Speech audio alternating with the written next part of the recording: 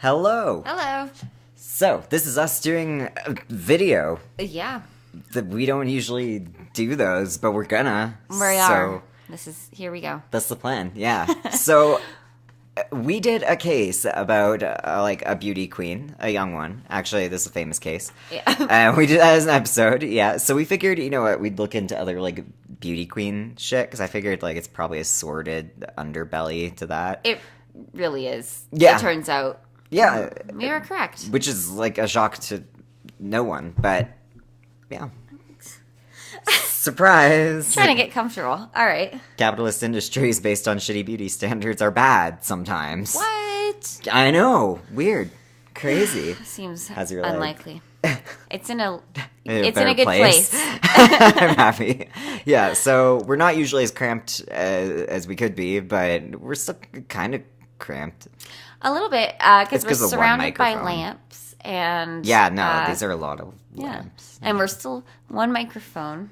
Yeah, that's the you have to painful snuggle part. around the we have to, microphone. we have to get super cozy. Yeah. So, beauty queens for All you. right, yes. We have 4 stories of some horrible beauty queen shenanigans. Horrible.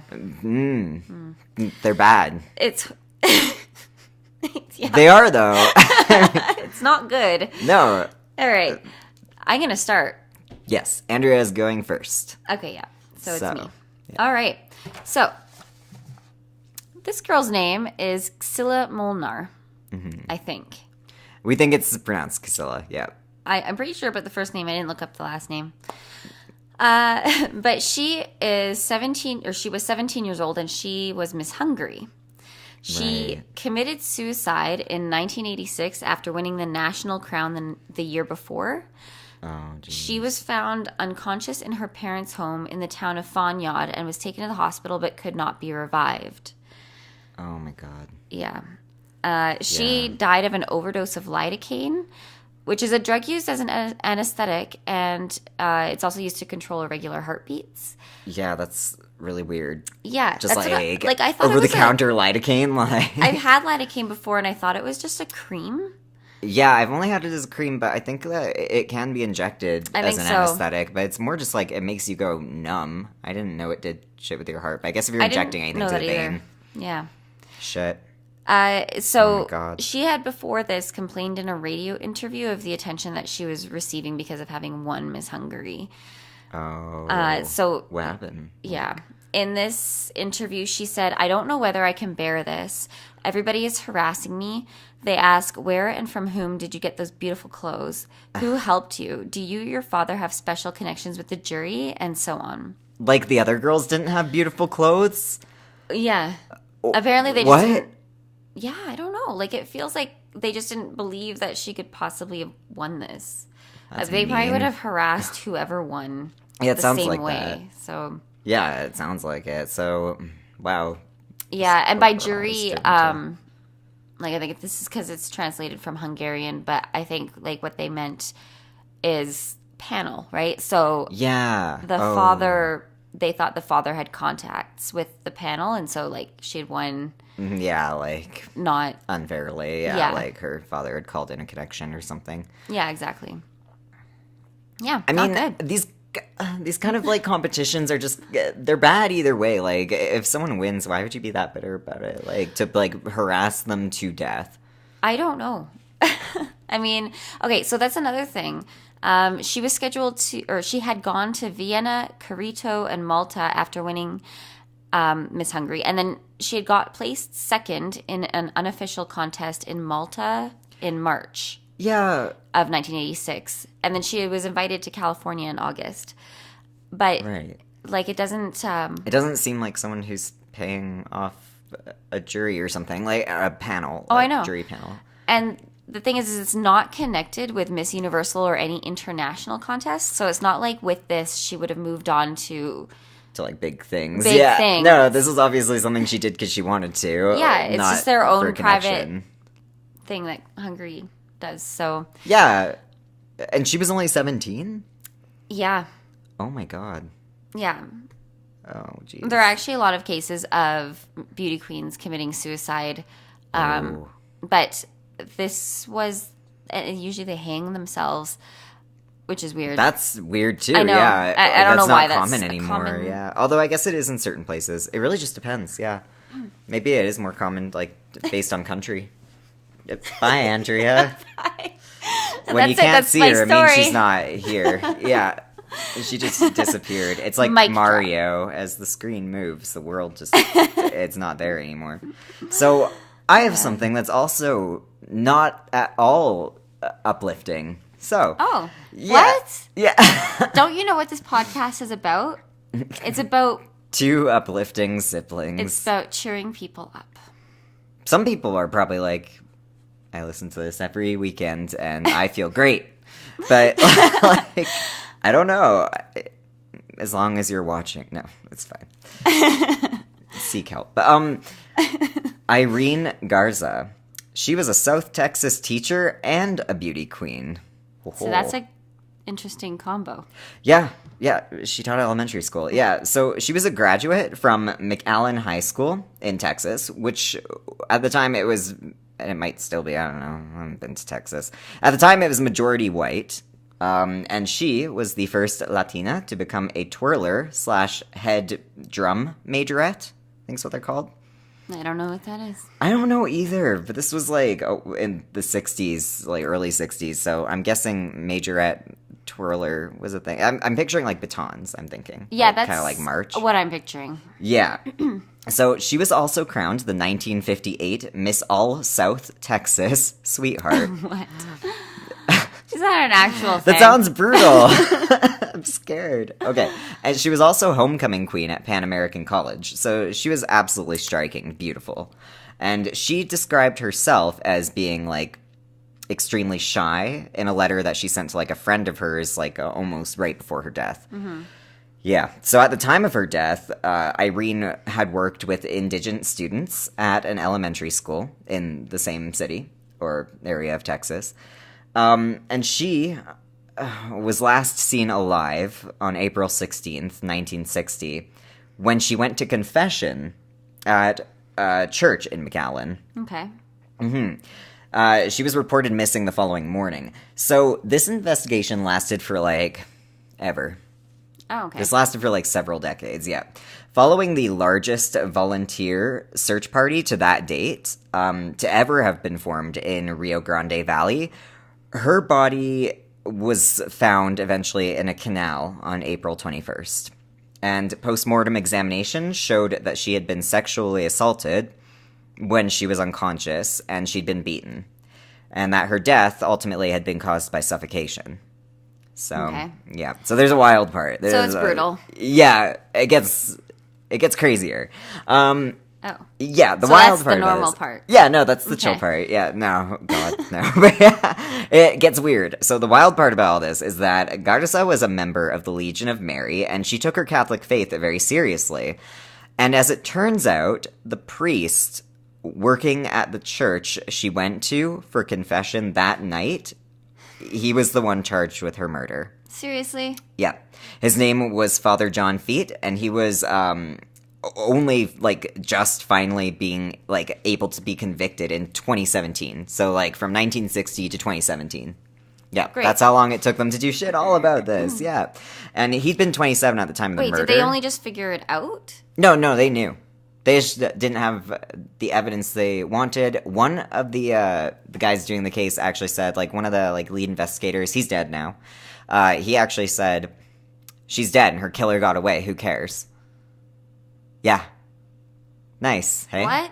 Yeah, to her family. He really offended her family when he Well, said that. Which no kidding. No shit. Yeah, no, when I read that, I was like, 60s Texas? Like, Yeah, no, that's not good. okay, yeah. So, like, the killer, John Feet, had been 27 at the time of Irene's murder, and she'd been 25. So he was arrested at 83. 57 years, approximately. And basically, so this means that, like, Irene's murderer was the last one, like, he heard her last confession. He's on Earth. already dying. Yeah. Because he's 83. Yeah, he's probably not doing that well. I mean, No. he'd be 85 now. So this is ridiculous. Okay. Yeah. Interesting note about that, though. The prosecution asked for a sentence of 57 years in prison for John Feet, symbolic of how many years had passed since Irene's murder, right? Like basically years that had been stolen from her. Yeah. Unfortunately, he probably is not going to live another 57 years, so you know. Yeah, so he's going to be in jail for a couple years and then he's going to die of old age. Yeah. Well, I mean, he could live like another, I don't know, like 19, 18 years, but it's unlikely. Her life was stolen so early, yeah. Yeah. And she was a very good How old person. is she? Oh, she 25. was 25 when Oh she my was God. killed, yeah. He was only 27 when he murdered her, yeah. Okay. Yeah. That's a bummer.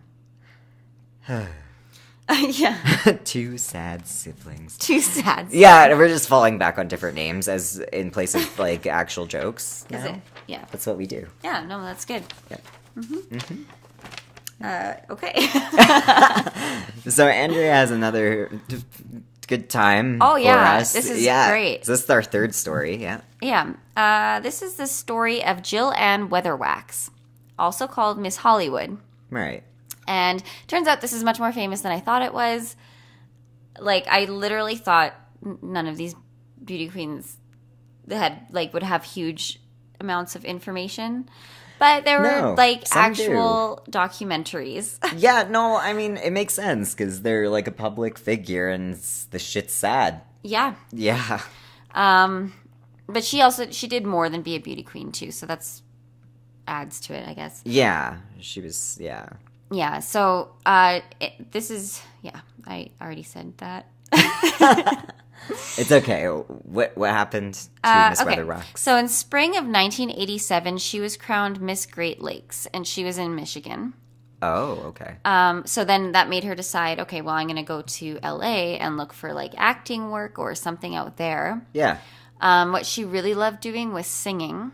Okay. So she wanted to sing. Yeah, she wanted to like make it big somewhere. Yeah, based and off her singing. she kind of made it. She lived with like agents and Okay. like managers, and then she lived with like a restaurateur for a bit. So she could have been like successful. And She was for a bit. She actually did end up traveling to Europe, so like England, France. So like and- Western Europe and Yeah. And she was booking like singing gigs, I think, Yeah. at bars. She got like a singing contract. yeah, but- so she was doing well for Yeah. herself. Like she got what she wanted, kind of. But Yeah, she was doing well. what happened to her?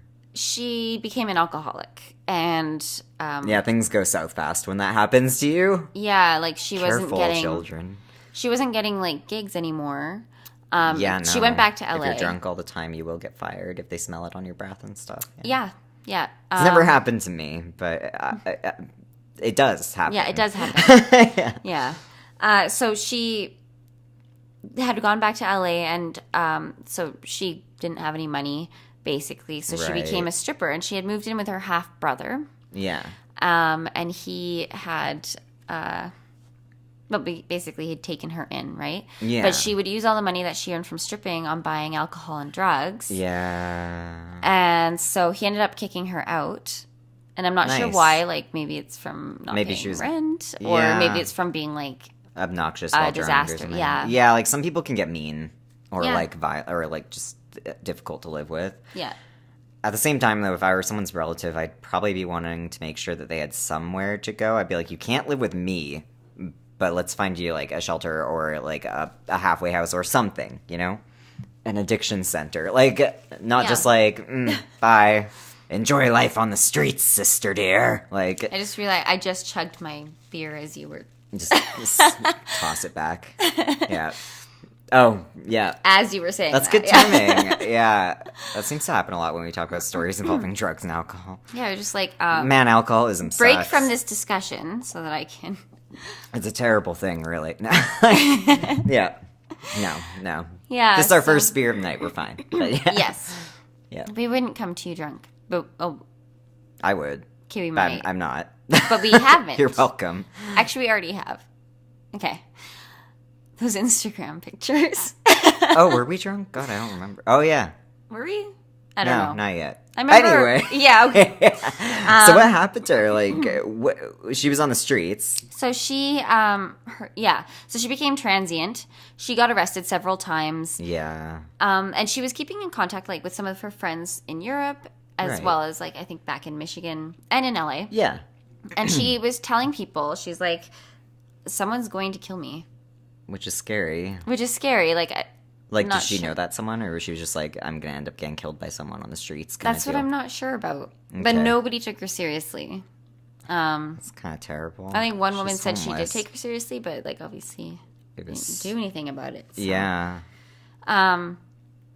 She ended up hitchhiking one night to Fresno with a man that she didn't know, Yeah. like someone she just probably met on the street. She Yeah. had no reason for making this trip because she didn't know anybody in Fresno. She just randomly went to Fresno. Yeah, I there was mean, nothing when for you're her drunk and there. homeless, you just go wherever, I guess. Yeah. Like, there's nowhere for you anywhere at that point. Yeah, exactly. She probably was just drunk and was like, "Oh, you're going to Okay. Fresno? Okay, I'll Yeah, go." sure, why not? Yeah, so- no one's waiting on me here. Like, On March 20th, 1998, she was seen exiting the cemetery in Fresno, crying, and she was arrested at that point, probably for being, like, drunk in public. public drunkenness. Yeah. At 8:20 p.m. on March 21st, she was arrested again for causing a disturbance, and at that point, she was so intoxicated she couldn't identify herself. Oh no. Yeah. Okay, yeah, it's pretty bad. At that If you point. don't know your name, Yeah. you're too drunk. Yeah. You could get to that point, blackout. Yeah, it does happen. Yep. Yeah. On March 22nd, she was seen in a seedy part of town where she was engaging in prostitution. Desperation, yeah. Yep. You'd have to. Like, she's just trying to make money, survive. right? Yeah. And how somehow do you she's eat, in Fresno, right? So, Yeah, it's one thing you can do anywhere. yeah. Well, that's the thing. Like, it didn't really matter at that point. No. So she took temporary shelter at an abandoned house, and the police found her there at 1:30 p.m. on March 24th. Right. Then that day, she met someone at McDonald's and found, basically, jeez. So sorry. That table murdered Andrea. It did. Dead. Yeah. Attacked me. She met someone at the McDonald's, and she found a house, basically, that was a whole bunch of transients living there. Yeah, like a whole bunch of people. Yeah, just Yeah. like kind of like for shelter. Yeah. So she was hanging out there. But then she got drunk and she began acting really weirdly. And it scared the family that was living there to the point where they removed all of the kids from the living room and told her to leave. Yeah, I could see that. Because, like, who knows what she was like when drunk, right? Like, some people might just be Yeah. dicks about it and be like, you're drunk. Yeah. I don't like that on principle. But, like, chances are good it was actually kind of She behaved being erratically. scary. Yeah, it sounds like it was on the actually, reg. like, Yeah. drugs and, like, a ton of liquor will do that for sure. Yeah. Yeah. At 10:30 p.m., she was seen at a Fresno convenience store, and she made a desperate call to her father, talking about her aunt being in the real estate business, and she was disoriented. Oh. Like, so she was just just, like, speaking nonsense, just, like, random shit. just yeah. saying random shit. And she was apparently with a cab. Right. So the cab driver got on the phone to ask her father, like, where she lives, Oh, no. because he wanted to take her home Yeah. somewhere, right? And then Yeah. her dad's like, well, Michigan. And the cab driver is like, yeah, I can't take her there. Yeah, probably not, hey? There That'd might be a really bit of big a bill. Yeah. So Jill said she had to go eat dinner. Yeah, is because she was weird. out of it, though. She was Like, out she's of it, super yeah. out of it, yeah. And then, so at 11 p.m., she made her way to a motel, and then she asked, like, some man that was just out there Yeah, to pretend to be her pimp to, like, kind of, to protect her. yeah, for protection. Yeah. Because she decided to proposition some men, right? So, Yeah. You Yeah, gotta she- make money without getting killed. Yeah, you don't want them to know that you're alone. Yeah, that didn't seem to work out well, though. No. Hey. So there were 3 men, and they actually did end up going back to one of the guys' houses, all 4 of them. Yeah. And then the girlfriend of one of the men showed up and Oh, threw shit. them all out.